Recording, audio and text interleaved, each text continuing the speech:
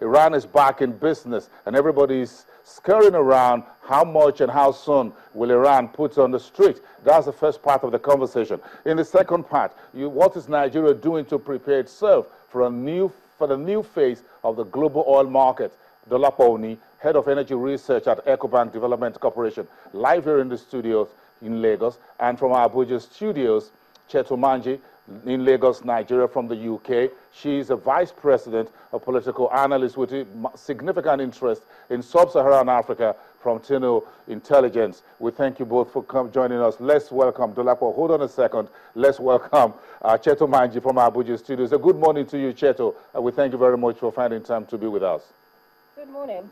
Okay, Cheto, I'm sure you can hear me. We'll get back to Cheto in about a second. Okay, put on all the smile to it. You're live to us here, I'm sure. We discussed this yesterday. Dolapo, good morning. Thank you very much for getting around the traffic, the vehicular traffic in Lagos and getting down here to us. And we just started this conversation. Thank you very much about this. But I think let's start with you. The world of oil is changing, and it's going to change moving forward. How significant, we don't know yet. But as far as the Middle East is concerned, Iran is a major oil player, the arch rival to the Kingdom of Saudi Arabia. What's been you analyst's viewpoint on this story since the Iran nuclear deal was secured, and the next thing is back to business of oil? Yeah, thank you for having me, first of all. And for us analysts, there was the initial knee-jerk reaction that Iran is back on the oil market, because we've all been tracking how much oil Iran has actually been storing in floating storages offshore, off its shores. And when the deal was signed, it was somewhere around 40 million barrels already available in floating storage. But the question is this: how soon will Iran's oil hit the market? And the reality is that now that we have a little more information about the deal that was, the relief that was given to them, we realize it probably won't hit the market until December. And that's even at best case scenario. The likelihood is that it may actually impact the market, the physical crude market, in early 2016. So there's no need for the Saudi Arabia and the rest, Kuwait, to be worried, at least for now? Yeah, I think they won't panic immediately right now because once everybody is now aware that, look, this is how the deal will pan out. The fact is that Iran can't realistically increase its exports right now up until January next year. I mean, just to give you a little more context on the deal, this is a deal that, even though it has been signed now, has to go through the Congress of both states. Now, by the time the Congress of both countries, rather, begin to analyze this deal in details, things like... in particular, the United States, especially the United States and Iran. Yeah, because, I mean, from the U.S. angle, you know that the U.S. Congress has said right from time that the fact that there are still several American prisoners in Iran, there's still possibility that Iran will not even abide by the terms of the deal. They are not ready to look at the deal. And then in the Iranian parliament, when you look at the terms of the deal, it's quite significant. Iran currently has about 20,000 centrifuges, which is used to enrich uranium. They are asked to reduce that to 5,000. They have about 10,000 kilograms of uranium, enriched uranium. The deal means they are going to reduce it to 300. They have close to about 2 major facilities. They're going to have to shut down one, remove all the equipment, turn it into just a research facility, and it won't have any fissile material there. It's quite a significant downgrading of their capability to develop a nuclear bomb. So it takes them back to, age, maybe where they were 10 years ago. And so what that means with that, it really slows them down. Will their parliament accept that? And will the supreme leader accept that? Because whatever the politicians in Iran has been able to put together, or the technocrats, yeah, it has to go to the supreme leader. Exactly. It has to go to the supreme leader. And then again, we've already seen some exuberance. They're already telling the NIOC, the National Oil Company of Iran, that they should increase production from all the fields. And that just came about 2 days ago. And some of us will say, hold on a minute, is that the next thing to do? It's not. Because even if they do that, the fact is, after the two parliaments agree on the deal, it still has to go back to America and the International Energy Agency, who will now observe for 60 days that Iran is actually abiding by the terms of the deal, and then America allows it, agrees, and then they can start lifting their exports. Okay. Cheto, join the conversation here from Abuja. Give us your view on this. Cheto, I'm sure you have some further international perspectives on this particular conversation from a global geopolitical point of view.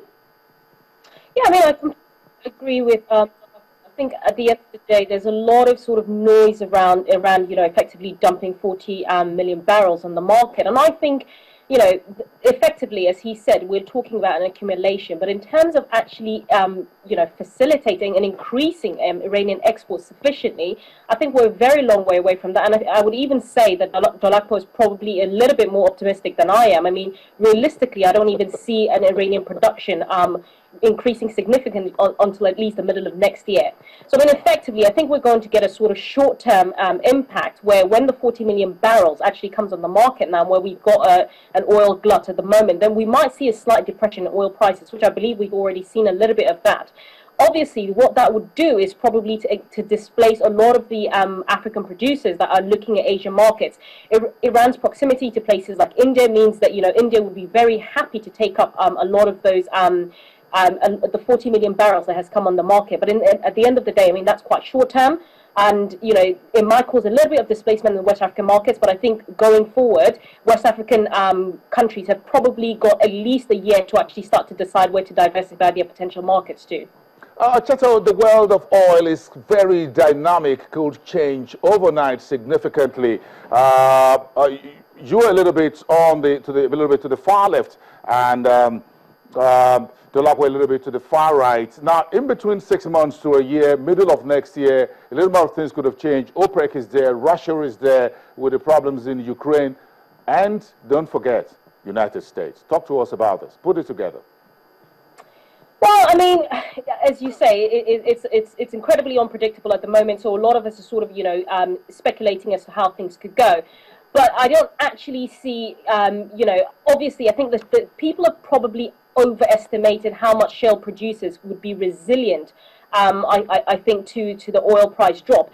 If, like I said, Iran actually dumps those prices onto the market, a lot of shale production could potentially go down as well, which obviously, which obviously sort of brings a little bit of questions as to how much U.S. shale production can actually stay on the market.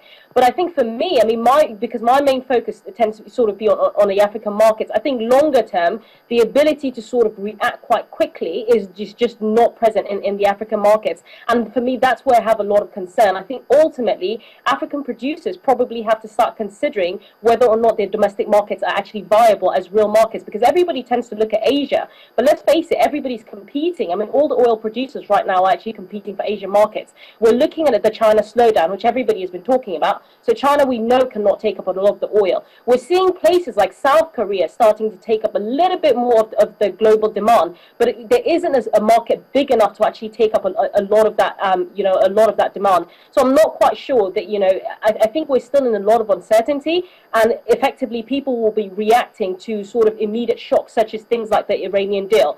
I think in terms of sort of getting a greater visibility on what happens in the market, we're probably looking at another year, really, before we start to get a bit more uncertainty. Okay, let's let Dolapo rejoin the conversation. Dolapo, talk to us about we'll get back to Nigeria. Cheto, in about after this break, we'll get back to Nigeria specifically, and we'll drill down on Nigeria as the largest energy producer on the continent. But let's talk about the West Coast. The oil issue within our belts. Nigeria, Ghana, take out Angola, Cote d'Ivoire, Ghana, and it looks like expanded down to Guinea and Equatorial Guinea. And Cheto is saying, look, this looks like a significant issue. She's worried more about Africa. But let's talk about West Africa. Yeah, I mean, Nigeria really stands out because, again, among all the countries you just mentioned, if you look at the producers producing into the West African region, most times when we talk about West Africa and the oil market, we usually expand it to Angola, actually, and push it beyond even to Congo. But if you look at these countries, they lack that flexibility because, number one, they are highly dependent on oil exports to support their currencies, to fund their governments, to fund their government budget.